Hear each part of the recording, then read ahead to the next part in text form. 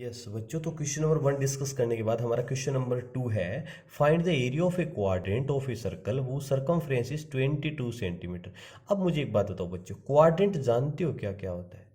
Quadrant होता है circle को अगर आप 4 इक्वल पार्ट्स में डिवाइड करोगे तो इसका जो ईच पार्ट है वो क्वाड्रेंट कहलाता है। मतलब देखो बच्चों, जैसे ये हमारा एक सर्कल है, मैंने इसके क्या किया, ये हमारा सेंटर है, सेंटर पे एक तो मैंने क्या किया, वर्टिकल लाइन ड्रॉ कर दी इस तरह से, और एक हॉरिजॉन्टल। बताओ कितने पार्ट्स में मैंने बच्चों इसको डिवाइड कर दिया? 90 डिग्री एंगल बनेगा क्योंकि परपेंडिकुलर ड्रॉ किए इन दोनों लाइंस। तो ये जो पार्ट्स है ना बच्चों आपका, ये एक एक पार्ट क्वाड्रेंट कहलाता है। क्या कहलाता है? क्वाड्रेंट कहलाता है बच्चों। ये भी क्वाड्रेंट, ये भी क्वाड्रेंट, इसका मतलब 4 क्वाड्रेंट से मिलकर एक हमारा सर्कल बनता है। हम इस क्वाड्रेंट का ये वाला एरिया निकालना है। तो आप जानते हो बच्चों, ये सर्कल का 4th पार्ट है और सर्कल का एरिया होता है पाई आर स्क्वायर।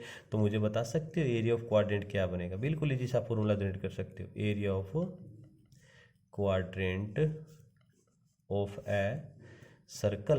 तो आप जानते हो कंप्लीट सर्कल का एरिया होता है पाई आर स्क्वायर, तो इसको 4 से डिवाइड कर देना बच्चों, तो हमारा 4th वाले पार्ट का एरिया आ जाएगा। तो हमें आर की रिक्वायरमेंट है, नीचे राइट कीजिए, हमें क्या दे रखा है? हमें दे रखा है circumference, so right it, circumference कितना दे रखा है बच्चों?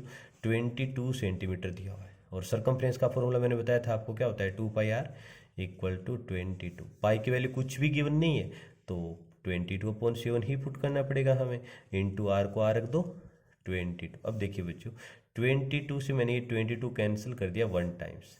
7 का इधर 1 के साथ क्रॉस मल्टीप्लाई होगा तो इधर आएगा 2 इंटू आर, इधर इक्वल टू 7 बन जाए, इधर 7। तो बताओ बच्चों आर कितना आ जाएगा? 7/2 सेंटीमीटर आ गया। हमने क्या फाइंड आउट कर लिया बच्चों?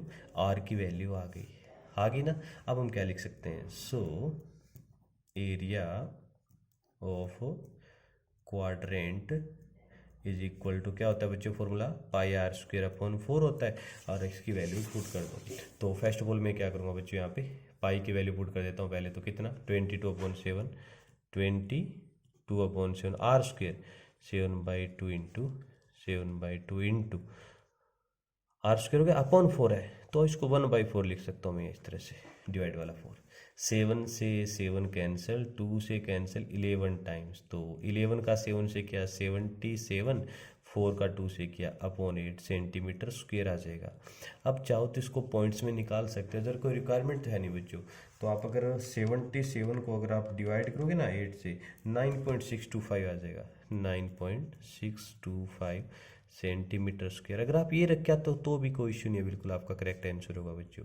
That is our final answer. Clear बच्चों? Okay, welcome dear.